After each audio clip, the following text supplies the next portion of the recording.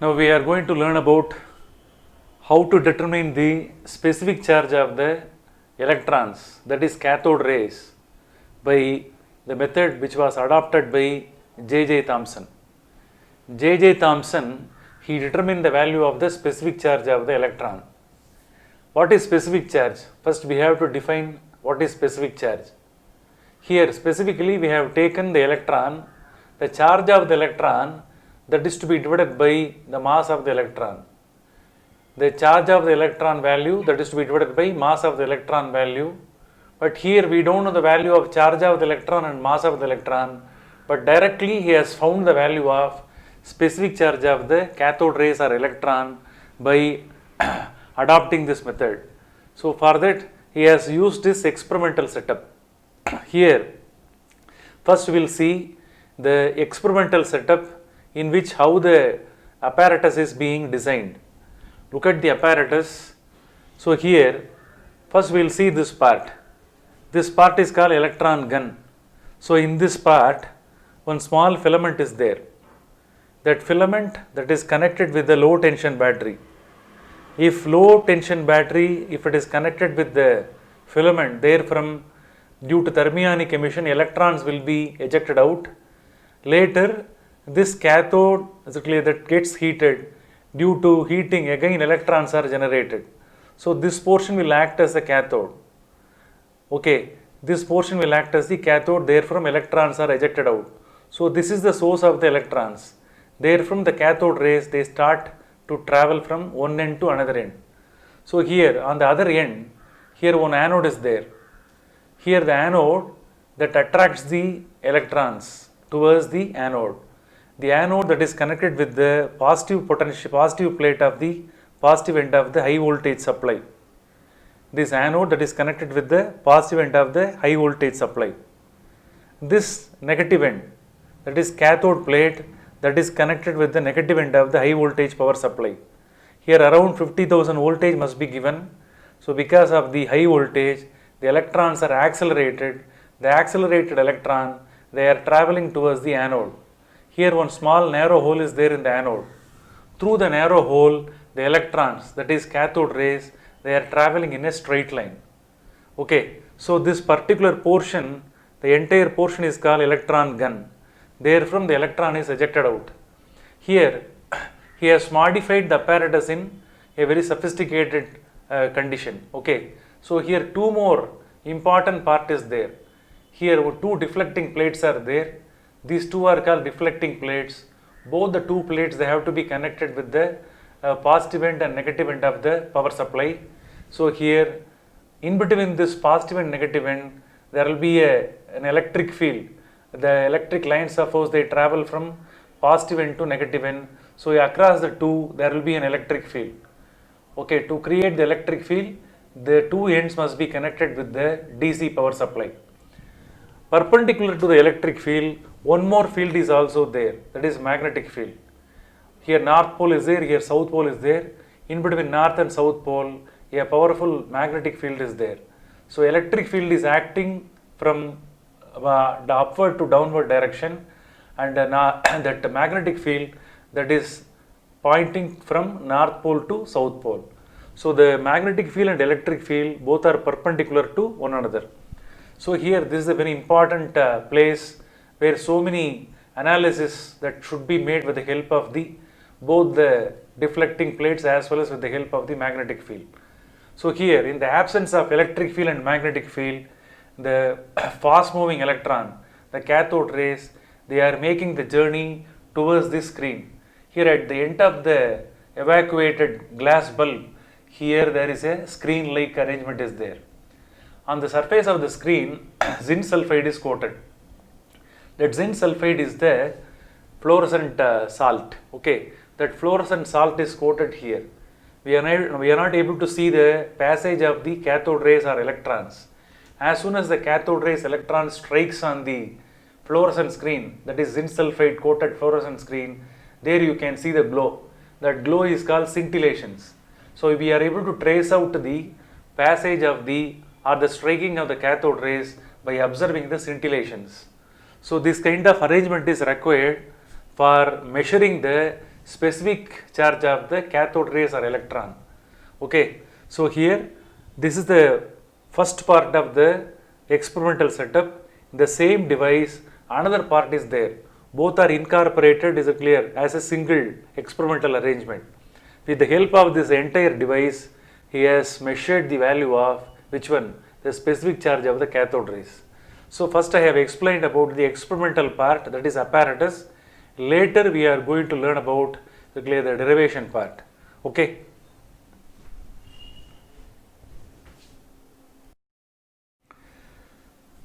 Before going to determine the specific charge of the electron, first we have to find out the velocity of the electron under the influence of electric field and magnetic field. Here two fields are there. The upper plate is positive and lower plate is negative. In between electric field is there. The electric lines of force that they could be drawn right from positive plate to negative plate. Here North pole and South pole is there, that one will provide the sufficient amount of magnetic field. Here first we have to switch off both the electric field and magnetic field. Assume that both the two fields are switched off. So what will happen? The electron beam, that one will travel in a straight line. So without any deviation, the electron beam initially it will travel in a straight line without the influence of electric field and magnetic field. Now you have to switch on the electric field alone. When the electric field is switched on, what will happen? The electric force will act on the electron beam, that is cathode ray. Here the electric field, it is acting right from positive plate to negative plate. Each electron, they are attracted by the positive plate. After the attractive force, what will happen? That electric force, it tries to pull the electrons towards positive plate. Therefore the cathode ray beam, that gets reflected in the upward direction. So the deviation occurs towards positive plate. Here the force is acting, electric force is acting in the upward direction on the cathode ray beam. Therefore this is the force due to electric force. Therefore electric force can be written as EE. EE is the expression for electric force acting on the electron. Now the expression for electric force must be written. Here what should be written? The electric force acting on the electron,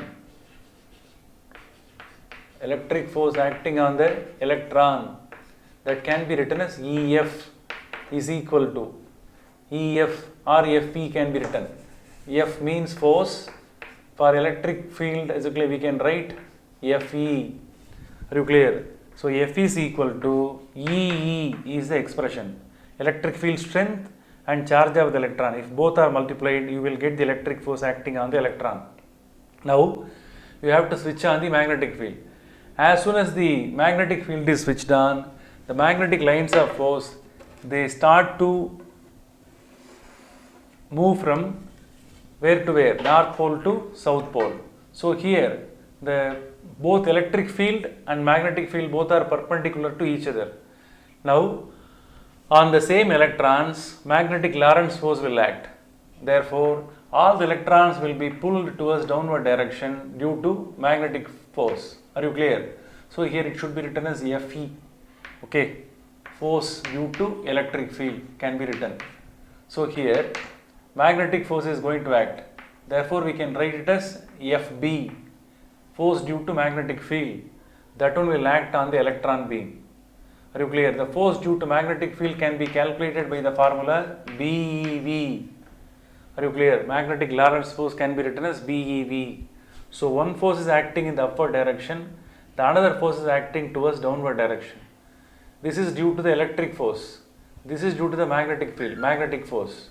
Since both are acting in the opposite direction, what will happen? The magnetic field, it tries to pull down the electron beam towards downward direction. Now the force, electric force is already calculated.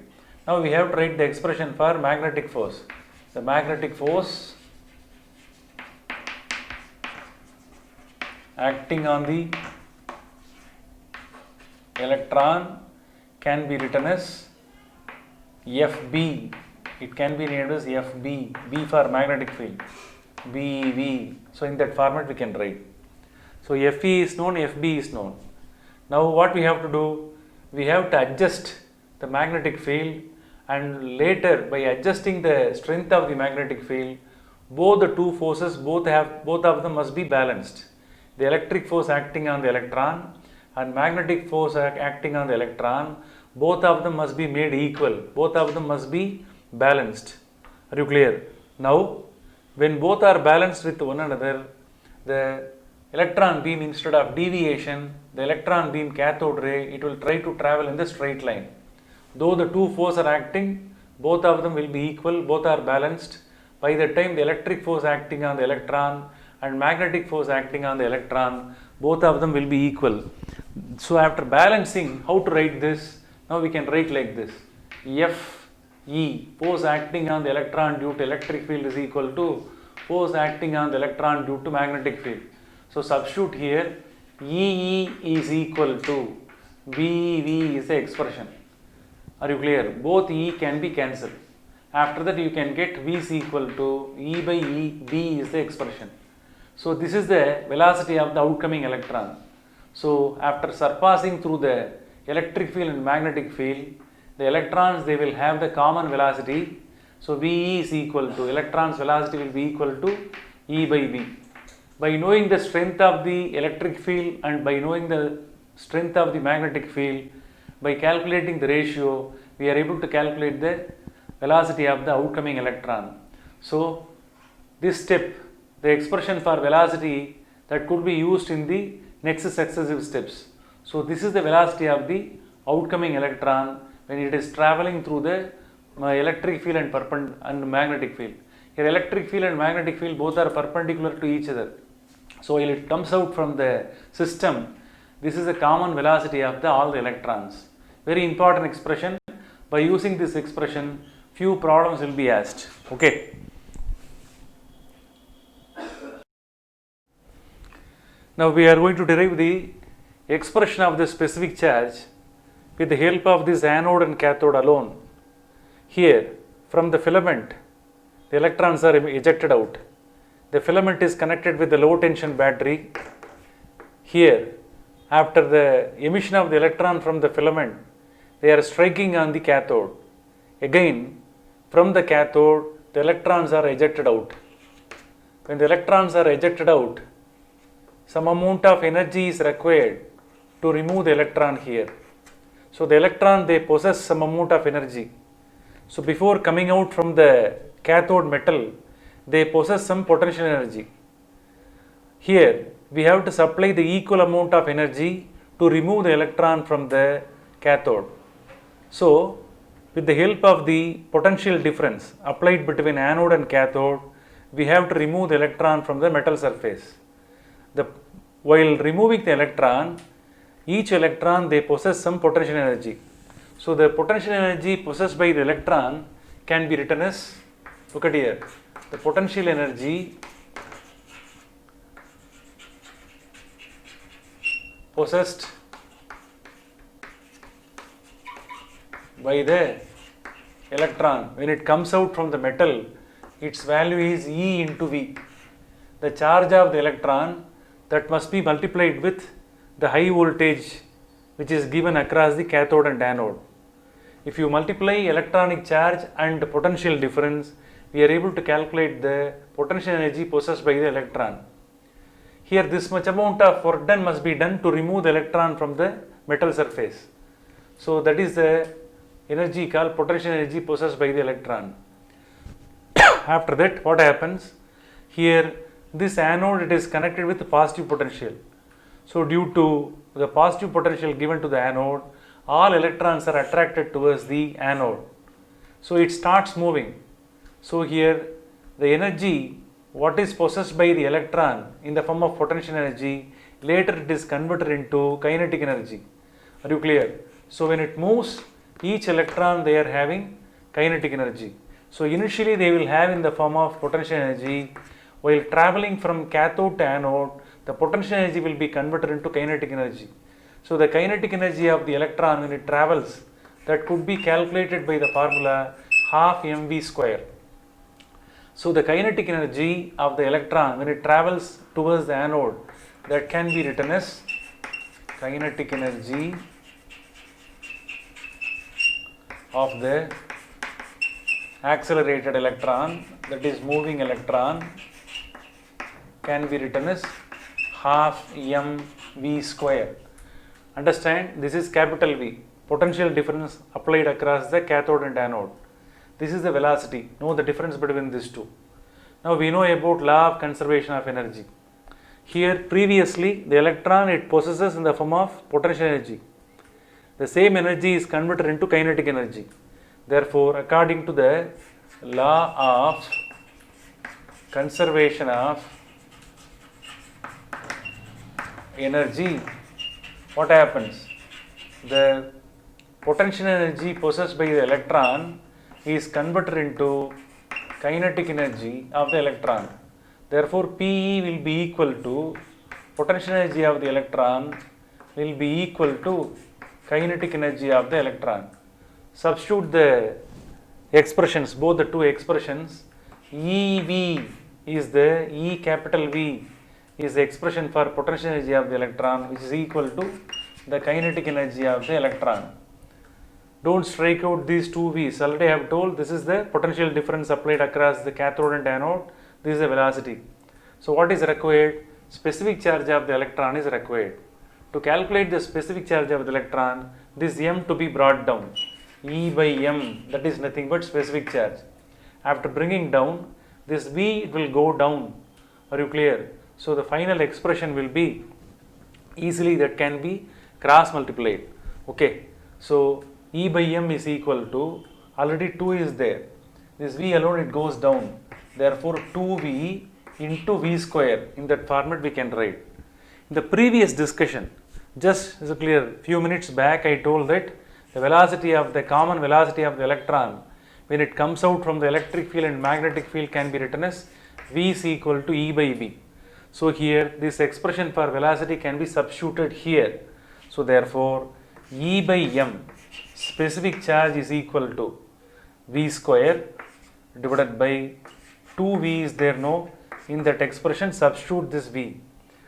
Here E square divided by, already 2 is there, capital V must be written. So clear, V square already is E squared, therefore the remaining thing is V square.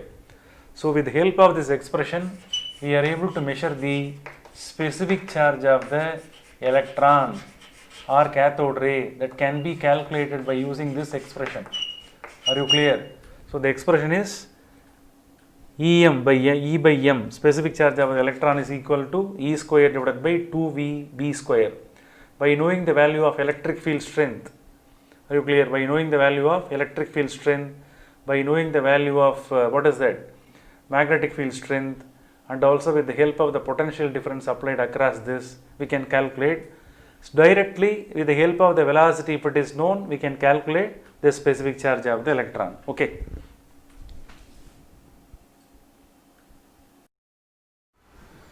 Now we are going to see the final method, that is another step to find out the specific charge of the electron. Here the specific charge of the electron that can be measured by switching on the electric field alone. So in this method the magnetic field is switched off. Very important thing, the magnetic field must be switched off. We are not going to use the magnetic field, that must be switched off. Very important thing. Now the electric field alone must be switched on. Electric field alone must be used. So by using electric field we are going to measure the specific charge. Very important condition. So look at the arrangement here. Simply forget the magnetic field. Here two plates are there. The upper plate is connected with positive end of the battery, lower end is connected with the negative end of the battery. Here the electric field that is directing towards the negative plate. Okay. So the electric lines of force, they start their journey from positive plate, end up in negative plate. This is the direction of the electric field.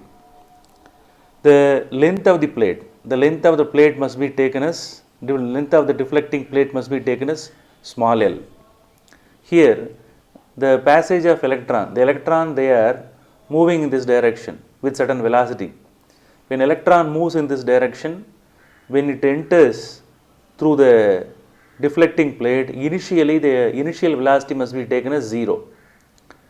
Are you clear? When the electric field is off, when the electric field is not switched on, the electron path that should be taken in this direction. The meaning is the electron, that one will travel in a straight line. Finally, that one will cause the scintillation on the screen. So this is the screen on which you can see the glow. On the fluorescent screen, you can see the glow.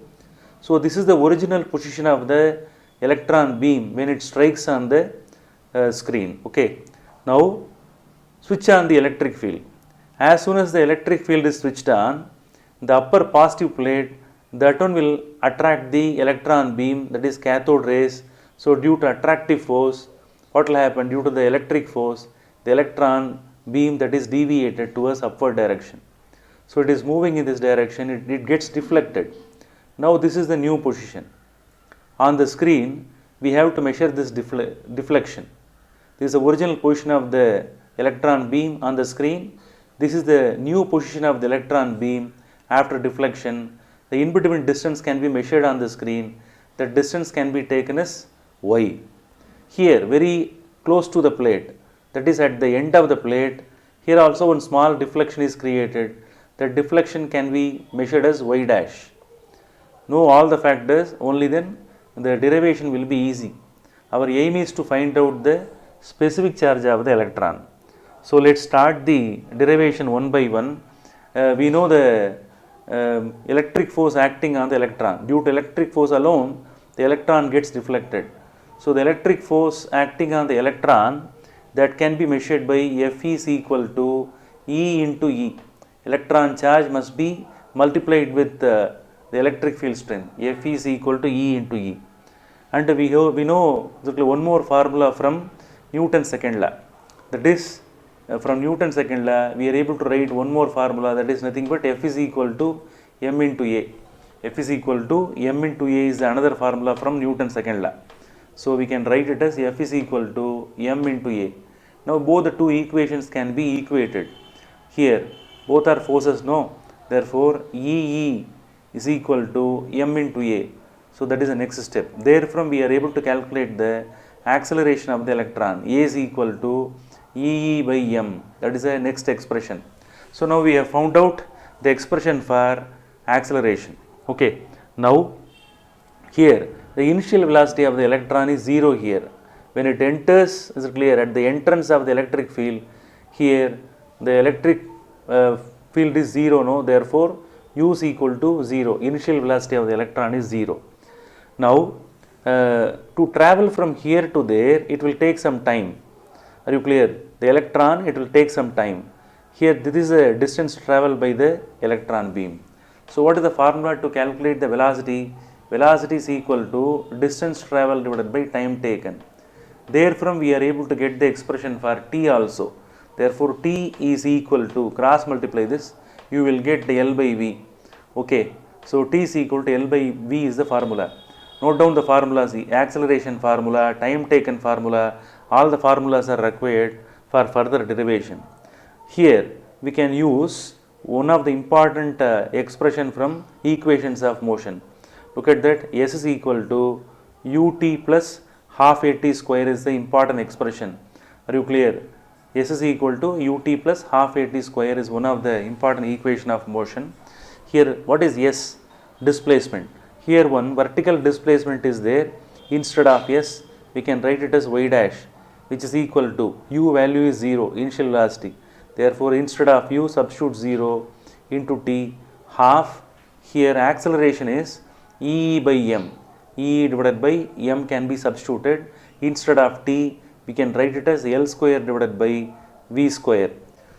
Are you clear? Now this part becomes 0. Y dash is equal to, finally you are getting half E by m divided by m, L square divided by V square can be obtained. Are you clear? The most important thing is here this displacement is not able to be measured. Are you clear? But this displacement on the screen can be measured. Here this y, this is a greater displacement, this is a smaller displacement. We can say that this greater displacement on the screen, that one may be c times of the smaller displacement y dash. Are you clear? So this c must be found out. How many times this y dash is clear to be multiplied? Are you clear? To get this greater displacement y, clear, the c is the constant. With the help of the geometry of the deflecting tube, deflecting plates, we are able to calculate the value of c. By knowing the value of c, by multiplying with y dash, we are able to calculate the capital Y. Are you clear? So this part is clear, that capital Y can be measured on the screen. Now substitute this equation here. Capital Y, that is deflection caused on the screen. Capital Y is equal to c times of y dash, half E by m L square divided by V square can be written. What is required here? What we require is E by m, that is specific charge of the electron. So how will you get the expression for E by m? Keep E by m in one side and bring the rest of the factors by cross multiplication. How will you do this? Look at that. Now E by m alone must be written in LHS side. E by m alone must be written, cross multiply the factors. 2y v square whole divided by, bring these factors down. Here c is there and then e is there, ce and then L square, ce L square. Okay. So all the factors can be written one by one. Already we have found out the expression for velocity, that is nothing but v is equal to E by v. Are you clear? To calculate the velocity, we have to use this formula. By calculating or finding the strength of the electric field and magnetic field, by getting the ratio, we are able to get the velocity of the electron. Substitute here. So in this formula, instead of v, E by b must be substituted.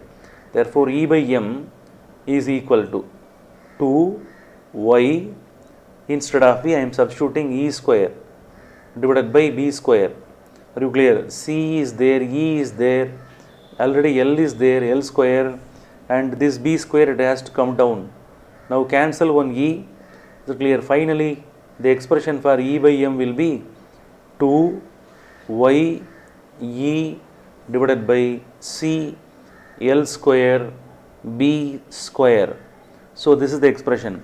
By knowing the deflection on the plate, by knowing the strength of the electric field, by knowing the value of c, that is how many times the deflection is magnified, that c, by knowing the length of the plate, by knowing the magnetic field strength, we are able to calculate the E by m value.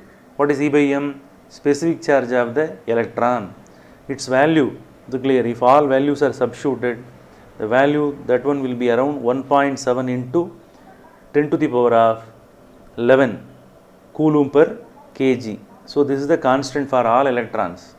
Are you clear? For all electrons, they possess the common value of E by m value.